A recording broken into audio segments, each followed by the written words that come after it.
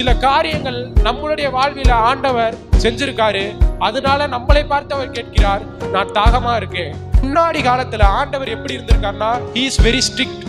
தப்புனா அதற்கு தண்டனை கட்டாயம் கிடைக்கும். ஆனா இயேசு நம்மளுக்காக சிலுவையில அறையுண்டு நமக்கு ஒரு சிறு காலத்தை கொடுத்தார். இந்த காலத்துக்குள்ள அவன் பண்ண தப்ப சரி செஞ்சுட்டு மறுபடியும் எனக்குள்ள வந்துட மாட்டான்னு ஒரு காலத்தை கொடுக்கிறாரு. இயேசு நினைச்சிருந்தா அந்த வீரர்களை ஒரு சொடக்குல காலிபடி இருந்திருக்கலாம். இயேசுவை பத்தி யாருக்கும் அந்த வீரர்களுக்கு தெரியாது. அன்பானவரா, இவர் இவ்வளவு இரக்கமுள்ளவரான்னு அவருக்கு தெரியாது.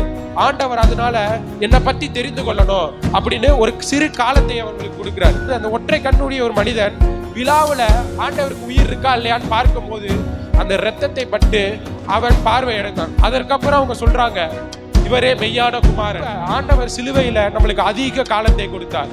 என் பிள்ளை மறுபடியும் என்கிட்ட வந்துடணும், என்னை ருசி பார்த்தரணும் என் பிள்ளை அப்படின்னு சொல்லி அநேக காலத்தை கொடுத்தார். அவர் காலத்தை அருளினார்.